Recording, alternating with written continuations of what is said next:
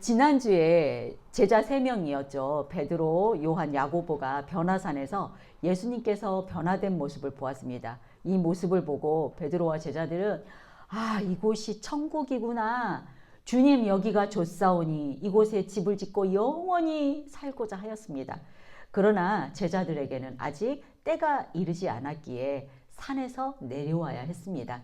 그 제자들과 오늘 제자들 저와 여러분은 마지막 종말의 때가 이르지 않았기 때문에 부르심을 받은 그 사명대로 자신의 사명을 다 감당하며 살아내야만 합니다.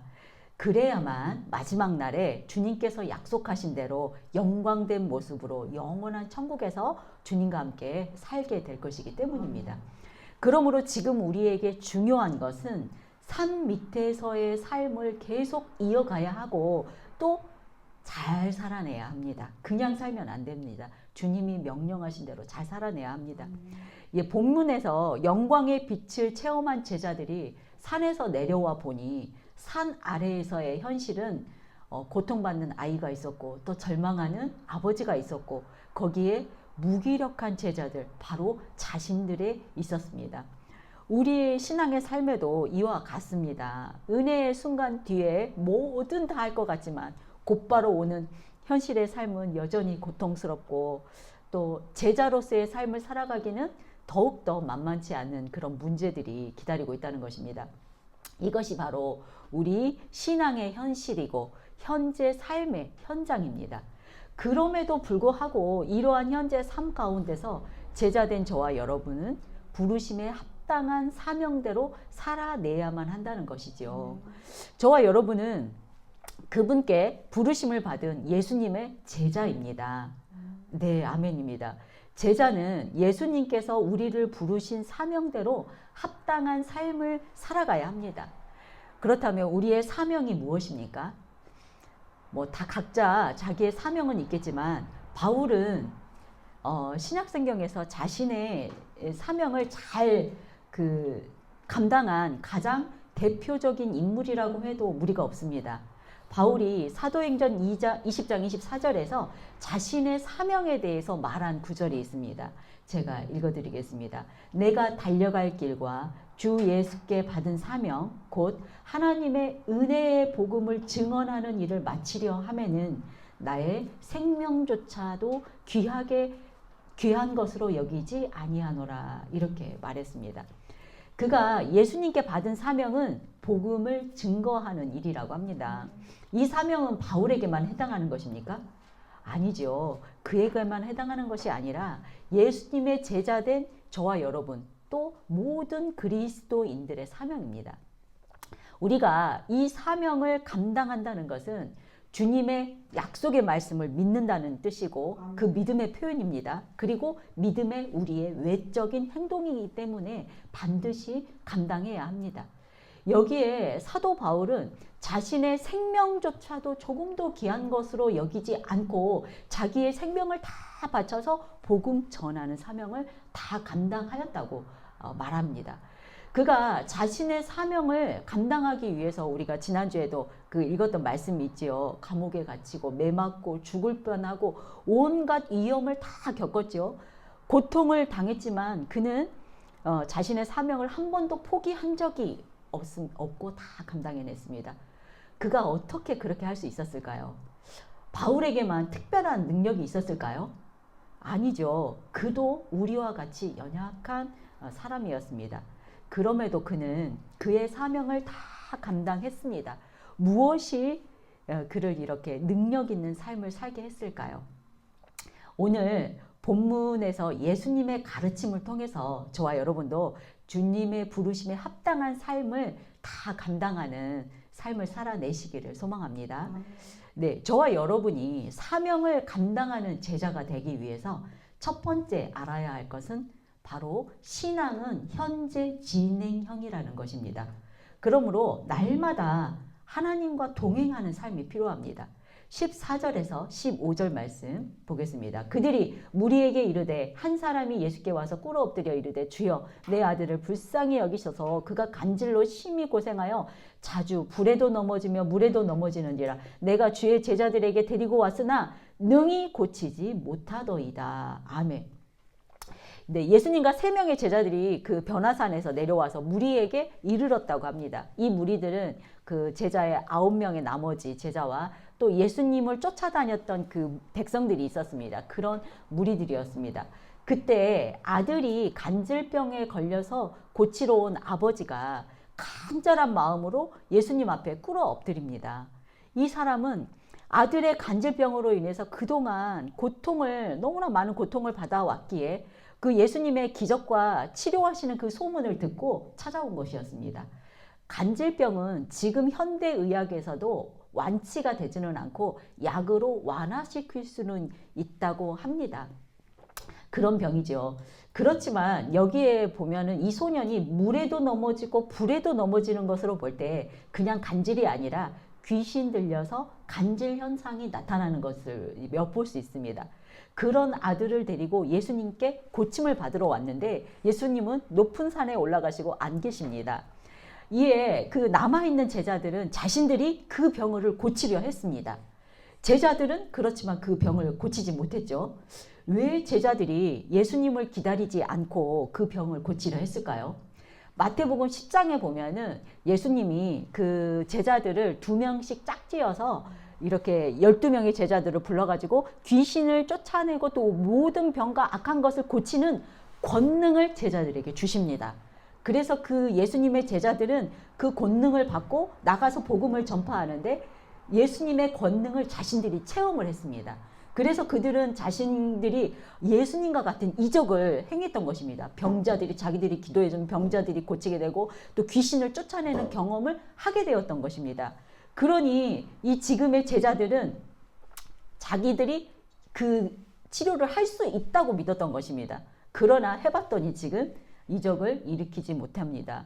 이 제자들은 무기력하고 지금 능력이 없는 것입니다. 왜 그럴까요? 네, 우리의 신앙은 바로 지금 현재이기 때문입니다. 아까도 말씀드렸듯이 우리의 모든 신앙은 현재 진행형입니다. 과거에 내가 어떤 능력을 발휘했어. 오늘도 그렇다는 보장이 없다는 것입니다. 과거의 경험이 현재의 능력을 보장하지 않는다는 것입니다.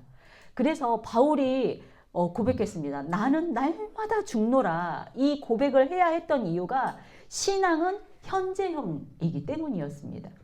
우리가 부흥회에 참석해보면 얼마나 은혜를 많이 받습니까? 그런데 그 은혜 받은 그 마음이 3일을 유지하기가 어렵습니다. 우리 또 기도원에 가서 금식하고 기도하고 막 은혜 받아가지고 막 마음이 평안하고 행복하고 막 그렇게 해피할 수가 없잖아요. 그런데 그 상태를 일주일 유지하기 어렵습니다. 산에 내려와서 우리의 현실의 삶에서 살다 보면은 다시 과거로 돌아가는 것은 금방입니다. 이것이 바로 저와 여러분의 신앙의 현실입니다. 다 동의가 되시죠? 아멘입니다. 그래서 과거에 막 쟁쟁하던 목사님들이 스캔들을 일으키고 뭐 능력이 대단했던 목사님들 많이 있는데 그런 분들이 어느 순간 변질되는 것을 보지요. 이게 바로 과거 속에서 현재를 살아가고 있기 때문에 그러는 것 같습니다. 그래서 우리들도 날마다 매 순간 하나님을 바라보지 않으면 저와 여러분도 이렇게 될 수 있습니다. 어느 순간 변질될 수 있습니다. 그러므로 제자된 저와 여러분은 날마다 하나님과 동행하는 삶이 필요하다는 사실입니다. 네, 믿으시지요? 아멘입니다. 네, 예수님께서 우리가 왜 못하는지 예수님은 이미 알고 계십니다. 그리고 예수님은 그 문제를 그 자리에서 즉시 해결해 주십니다. 그러므로 우리가 사명을 감당하는 제자가 되기 위해서 두 번째, 나는 실패해도 예수님은 실패하지 않는다는 것을 믿어야 합니다. 17절입니다. 예수께서 대답하여 이르시되 믿음이 없고 패역한 세대여 내가 얼마나 너희와 함께 있으며 얼마나 너희에게 참으리요 그를 이리로 데려오라 하시니 네, 믿음이 없고 패역한 세대라고 하십니다. 그동안 마태복음에서 예수님께서 제자들을 책망하실 때 믿음이 적은 자들이라고 몇 번 책망하시는 게 나왔습니다. 그런데 오늘은 믿음이 없는 자라고 아예 책망을 하시는 것입니다. 지금은 믿음이 전혀 없는 불신앙의 상태라는 것이죠. 여기에 패역한 세대에 해당하는 그 패역한의 헬라어는 윤리적, 종교적 변절을 나타내는 부정적인 의미의 단어입니다. 다시 말하면은 이들이 지금 패역했다는 것은 이들이 진리에서 벗어나서 그릇된 삶에 의해서 계속 영향을 받고 있다는 그런 세대를 나타내는 의미입니다. 그러니까 믿음이 없고 패역한 세대라는 뜻을 풀이해보면은 진리에 대해서 귀담아 듣지 않고 그들의 마음을 돌이켜서 진리를 받아들이는 것이 아니라 진리를 거부하는 고집센 세대라는 그런 태도를 갖고 있기 때문에 이들이 이적을 나타낼 수 없는 불신앙을 가진 세대라는 그런 의미입니다. 이 세대는 단지 그 12명의 제자, 9명의 제자들만을 가리키는 것이 아니라 그들과 함께 있었던 이스라엘 백성들, 그 무리들, 또 그 속에 섞여 있었던 서기관들과 바리새인들, 또 그 오늘의 주인공이었던 그 아버지와 아들을 다 포함하는 그들 모두를 가리키는 것입니다. 그들에게는 믿음이 없었던 것입니다. 그리고 반복되는 두 개의 문장으로 이 예수님이 이 믿음 없는 세대에 대해서 얼마나 마음 아파하고 통분하고 있는지를 나타내 줍니다. 내가 얼마나 너희와 함께 있으며 또 얼마나 너희에게 참으리요. 이 예수님께서 그동안 그 무리들에도 다 봤고 제자들도 봤지요. 뭐 심지어 서기관 바리새인들도 봤잖아요. 그동안 그 놀라운 기적과 치유의 현장을 다 목격했음에도 불구하고 여태까지 귀가 막혀 있고 눈도 닫혀 있는 그들에 대해서 통분하고 계시는 것입니다. 여기에 더해서 서기관들과 그 유대 종교 지도자들은 그들의 목은 아직도 교만해서 빳빳하게 세우고 계속해서 예수님에게 표적만을 구하고 있었습니다. 그래서 예수님은 지금 이 문장에서 그 미래형 동사를 2번 사용하고 있습니다. 그래서 이 패역한 세대들이 지금 이 세대만 있는 것이 아니라 앞으로 미래에 계속해서 일어날 것이라는 그런 말씀을 하고 있는 것입니다. 그러니까 예수님의 그 말씀은 지금 우리 세대에도 적용이 되는 말씀입니다. 예수님께서 그를 이리로 데려오라. 그 불의하고 패역한 세대 그들을 참으시고 그 참으심을 행동으로 보여주시는 것입니다. 18절입니다. 이에 예수께서 꾸짖으시니 귀신이 나가고 아이가 그때부터 나으니라. 아멘. 이 아이의 간질병은 귀신으로 인한 것이었습니다. 여기 확인이 나오죠. 꾸짖으시니에 해당하는 헬라어는 2가지의 뜻이 있습니다. 평가하다와 질책하다라는 뜻을 가지고 있기 때문에 그 꾸짖으시니를 풀이를 해보면은 자신의 통제 아래에 있는 자의 정체를 세밀하게 파악하시고 내리시는 처방일 때 사용하는 표현이라고 합니다. 그러니까 다시 말하면은 이 예수님께서는 이 귀신의 정체와 이런 것들을 모든 것을 파악하시고 있다는 뜻과 또 이 귀신은 예수님의 권세 아래 있다는 말이 됩니다. 그때 예수님께서 이 권위로서 귀신을 꾸짖으시니까 바로 그 시점부터 즉각적으로 효과가 나타나서 귀신이 나갔던 것입니다. 이 소년이 치유가 됐지요. 예수님께서 귀신을 쫓아낼 때는 예수님의 어떤 특별한 능력이 필요가 없습니다. 그냥 예수님 존재 자체만으로도 귀신이 떠나갑니다. 마가복음에서는 아이 속에 들어간 귀신이 예수님을 보고 경련을 일으켰다고 했습니다. 그 군대 귀신, 돼지떼에게 들어갔던 군대 귀신은 예수님께 제발 우리가 저 돼지떼에게 들어가게 해달라고 간청을 했던 것입니다. 그때 그냥 예수님은 허락만 했을 뿐입니다. 그래서 예수님을 믿고 따르는 우리들은 귀신을 무서워하지 않아도 됩니다. 우리의 모든 문제의 해결 방안은 다 예수님께 있다는 것을 믿으시기 바랍니다. 이때 그 제자들은 예수님께 은밀히 와서 물어봅니다. 19절입니다. 이때 제자들이 조용히 예수께 나와 이르되 우리는 어찌하여 쫓아내지 못하였나이까. 네, 일전에 귀신을 쫓아낸 경험을 했던 제자들이라 아마도 자신만만했겠지요. 그런데 쫓아내는데 실패하자 그 많은 사람들 눈을 피해서 은밀하게 예수님께 물어보는 것입니다. 우리는 어찌해서 쫓아내지 못하였나이까. 그들은 예수님의 그 명령으로 둘씩 짝지어서 복음을 전할 때 귀신을 쫓아냈었기 때문에 그들은 아직도 이해가 안 되는 것이지요. 누가복음 10장에 보면은 그들이 그 12명의 제자가 아니라 거기에서는 70명의 제자가 나오지요. 그 70명이 복음 전파를 하고 돌아와서 예수님께 하는 고백이 나옵니다. 70인이 기뻐하며 돌아와서 이르되 주여 주여 주의 이름이면 귀신들도 우리에게 항복하더이다. 이렇게 고백을 했었습니다. 이랬던 이들이 지금 실패한 것은 도저히 이해가 안 되는 것이지요. 제자들이 지금 이들이 착각하고 있는 것이 있습니다. 이것이 무엇입니까? 이적의 경험이 자신들의 능력이라고 믿고 있는 것입니다. 제자들의 이런 믿음에 대한 오류이지요. 우리의 믿음과 우리의 능력은 하나님께로부터 온다는 것을 이들은 잊고 있는 것입니다. 아멘이시지요. 네. 우리의 모든 능력과 우리의 믿음조차도 하나님께서 옵니다. 그러므로 제자의 사명을 감당하기 위해서 세 번째는 믿음의 근원과 능력은 하나님께 있음을 알아야 합니다. 예수님께서 지금 그 답을 직접 말씀해 주십니다. 20절입니다. 이르시되 너희 믿음이 작은 까닭이라 진실로 너희에게 이르노니 만일 너희에게 믿음이 겨자씨 한 알만큼만 있었어도 이 산을 명하여 여기서 저기로 옮겨지라 하면 옮겨질 것이요 또 너희가 못할 것이 없으리라. 아멘. 그들이 여태 가지고 있었던 그런 자신의 믿음과 능력은 예수님을 그 진실로 의지하는 그런 참된 믿음이 아니라 그저 피상적인 믿음이었던 것입니다. 예수님께서는 이 믿음에 대해서 겨자씨 한 알만한 믿음이라고 표현을 했습니다. 겨자씨는 뭐 많이 아시죠? 어떻게 아주 조그만한 손톱만큼보다 작습니다. 실제로 보면은 그 참깨알 있죠.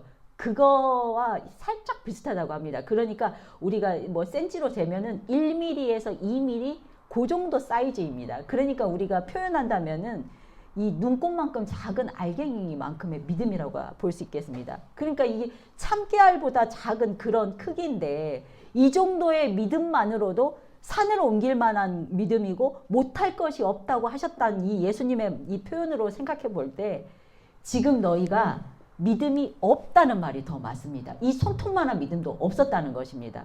너희에게 믿음이 이 손톱만큼도 없었기 때문에 지금 이런 기적이 일어나지 않았다는 표현일 것입니다. 불안정한 완전히 신앙이 없는 상태이지요. 이것으로 볼 때 이 믿음이라는 것은 있거나 없거나 둘 중에 하나라는 결론이지요. 믿음이 조금밖에 없어서 믿음이 아주 작아서 귀신을 못 쫓아내는 것이 아니라 겨자씨만큼의 믿음조차 없어서 귀신을 못 쫓아냈던 것입니다. 예, 우리의 신앙의 여정이 다 이와 같습니다. 우리가 믿음이 적고 많고 크고 작고의 그 문제가 아니라 믿음이 있느냐 없느냐 믿느냐 믿지 못하느냐의 문제였던 것입니다. 달리 말하면 믿음은 겨자씨만큼 한 알만큼만 있어도 이 작은 믿음으로 모든 것을 할 수 있다는 예수님의 말씀입니다. 네, 여러분은 겨자씨 한 알만한 믿음이 있으십니까? 아멘. 네, 있는 줄로 믿으시기 바랍니다. 네, 예수님의 제자된 저와 여러분은 모두 다 우리는 큰 믿음을 큰 믿음이 있는 자가 되고 싶습니다. 다 그러시지요. 네, 뭐 잘 안 되는 것이 문제이지 우리의 소망은 큰 믿음을 갖고 싶습니다. 능력도 있고 싶고 정말 아무것도 어떤 것도 거침이 없는 그런 능력의 사람이 되고 싶습니다. 그래서 우리 그 그리스도인들은 그 예수님을 믿는다고 하지요. 우리의 뜻대로 되지 않을 뿐입니다. 그런데 믿음이 있지만 능력이 없는 신앙생활을 하고 있는 오늘 저와 여러분의 모습입니다. 예수님의 제자들이 마태복음 10장에서 둘씩 짝지어서 제자로서 이 복음 전파의 사명으로 복음 증언을 하기 위해서 파송되었을 때 그들에게 능력이 나타났었습니다. 그때 제자들에게는 지금보다 더 믿음이 있었을까요? 아니었습니다. 그들은 믿음과는 상관없이 그냥 예수님께서 강권하여서 그들에게 권능을 주어서 파송하여 보냈던 것입니다. 그들에게 그때 당시에 생겼던 그런 능력은 그들이 믿음이 좋아서도 아니었고 그들에게 특별한 능력이 있어서도 아니었습니다. 당시 그들에게 있었던 능력은 오직 예수님, 하나님께로부터 온 것이었던 것입니다. 그렇습니다. 우리의 모든 능력과 믿음의 근원은 하나님께 있다는 것을 믿으시기 바랍니다. 예, 그렇다면 모든 것이 하나님께 있기 때문에 우리는 아무것도 할 필요가 없어. 우리는 아무것도 하지 않아도 그냥 주님이 알아서 해주실 거야. 이렇게 생각하면서 가만히 있어야 할까요? 그렇지 않습니다. 오늘 예수님께서는 우리가 해야 할 일을 분명히 알려주십니다. 그래서 우리가 사명을 감당하는 제자가 되기 위해서 네 번째는 기도와 금식이 반드시 필요합니다. 21절입니다. 여기 제가 21절 아까도 읽어드렸지만 다시 읽어드리겠습니다. 그러나 이런 귀신은 기도와 금식이 아니면 나가지 않는다. 아멘. 예, 어떤 사본에는 21절이 없습니다만 원본에는 분명히 이 구절이 있었습니다. 이런 종류, 즉 귀신을 쫓아내는 것 같은 이런 능력은 기도와 금식이 아니면은 할 수 없다는 그런 말씀이었습니다. 우리가 이 말씀을 언뜻 생각해 보면은 기도원이나 깊은 산 속에 어떤 동굴 같은 데 들어가 가지고 우리가 막 매달리면서 기도와 금식을 하면은 이런 귀신을 쫓아내는 능력이 생길까 하는 이런 생각이 드시지요. 네, 실제로 그렇게 해서 능력받은 목사님들 꽤 계십니다. 그렇지만 모든 사람이 다 이런 능력을 받는 것은 아니고 또 우리가 이렇게 또 살 수 있는 환경도 잘 되지도 않는 뿐더러 우리에게는 우리의 가족과 또 일이 있기 때문에 그 삶을 또 병행해야 되기 때문에 이렇게 전적으로 할 수 있는 일은 분들은 몇 분 안 계시지요. 그렇게 할 수가 없습니다. 그렇다면 모든 사람이 다 이렇지는 않고 우리가 살 수 있는 환경이 되지 않기 때문에 할 수 없습니다. 그렇다면은 예수님께서는 지금 우리에게 이 말씀을 주시는 것은 우리에게 어떻게 하라고 하는 말씀일까? 예, 그래서 제가 이 기도와 금식의 의미를 한번 잘 들여다보았습니다. 여기에서 말하는 우리가 기도라는 것은 하나님과의 사귐이지 우리의 어떤 능력을 요청하는 것이 아니라는 것입니다. 그래서 기도라는 것은 우리의 그 마음과 모든 것을 하나님만을 의지하겠다는 우리의 믿음의 표현이라는 것입니다. 우리가 기도할 때 그렇지요. 하나님 나에게 돈을 뭐 몇 억 주세요. 하나님 나에게 뭐 로또 당첨되게 해주세요. 그런 기도 하나님이 듣지 않으십니다. 하나님은 나의 모든 믿음을 하나님 앞에 내려놓고 하나님과 합하여서 하나가 되는 것을 기도라고 해주셨습니다. 그러므로 믿는 사람들은 날마다 기도로 하나님과 깊은 교제로 나아가서 나 자신을 의지하는 것이 아니라 나를 내려놓고 하나님만을 의지한다는 그런 표현이 바로 기도였던 것입니다. 그래서 기도로 진정으로 그 하나님만을 의지하는 사람은 내 능력이 아닌 하나님의 능력이 나에게 그 임하는 진짜 능력의 비결을 배우게 됩니다. 믿으십니까? 아멘. 제가 좀 어렵게 말했지만 기도를 다시 말하면 우리가 하나님께 구하는 것도 있지만 우리의 마음을 하나님과 합해서 하나가 되게 하는 그런 과정이라는 것입니다. 또한 금식은 어떻게 보면은 우리 인간의 연약함을 인정하게 되는 것이고 또 하나님의 능력을 구해야 할 때 우리가 하게 되는 절박한 어떤 기도의 한 자세라는 표현입니다.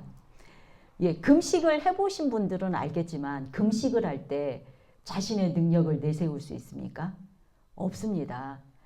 네, 그 하나님의 어떤 광대하심에 나는 정말 어떤 먼지와 같은 존재라는 것을 깨닫게 되고 하나님의 어떤 돌보심이 없으면 나는 살 수 없는 존재라는 것을 우리는 깨닫게 됩니다. 그래서 하나님의 광대하심 앞에 겸손하게 무릎을 꿇게 되는 것이 우리의 금식의 과정입니다.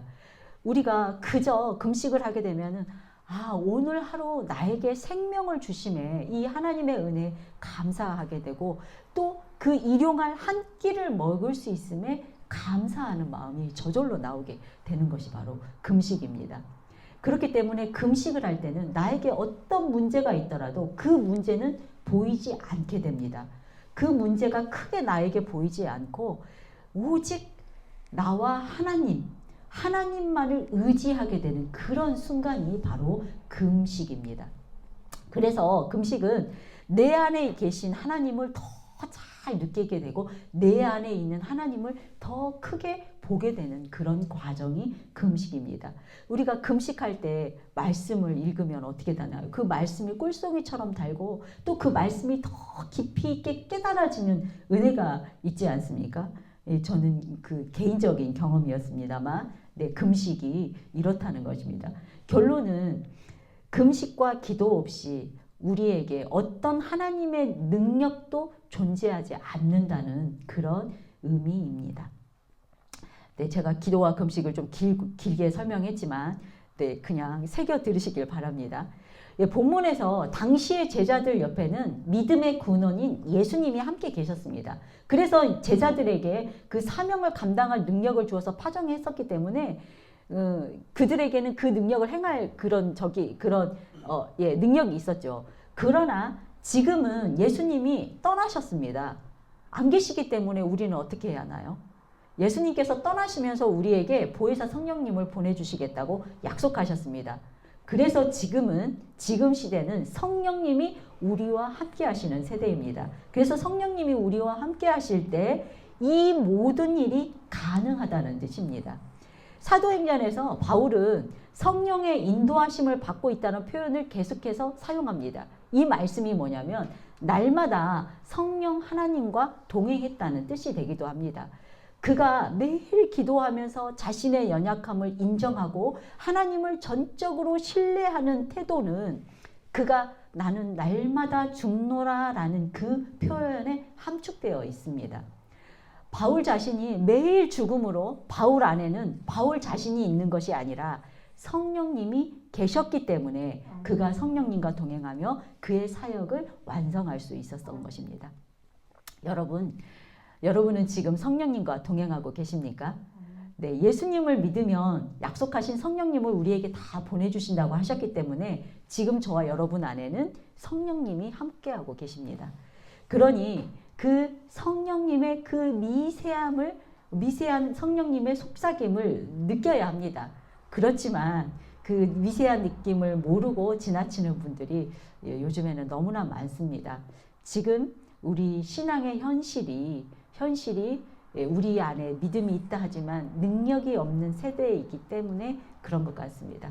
이 제자들의 실패가 우리에게도 너무나 익숙한 모습이죠. 이럴 때 저와 여러분은 다시 기도의 자리로 나아가야 한다는 뜻입니다. 그렇다면 우리는 기도할 때 무엇을 구해야 할까요? 귀신을 쫓아낼 능력을 달라고 해야 할까요? 아니면 물론 그것도 좋은 기도입니다. 이 세상은 악한 사단 마귀가 다스리고 있기 때문에 우리는 하나님의 능력으로 귀신을 쫓아내기 너무나 좋은 기도이지만 그보다 앞서 믿음을 달라고 기도함이 먼저일 것 같습니다. 혹시 여러분이 하나님께 더 큰 믿음을 달라고 기도하실 때 그 믿음은 무엇 때문이었습니까? 산을 옮기기 위한 능력을 받기 위함이었습니까? 아니면 부자가 되기 위함이었습니까? 아니면 더 이상 죄를 짓지 않기 위해서였습니까? 우리가 믿음을 구한다면 무엇 때문에 믿음이 필요합니까? 마태복음 그 앞에 있었죠. 가나안 여인의 여인은 예수님께 간절히 청하여서 귀신 들린 딸을 살려냈습니다. 백부장은 예수님께 간청하여서 자신의 하인의 병이 나았습니다. 우리가 구해야 할 것이 무엇인지 이 두 사람의 이야기에 답이 있습니다.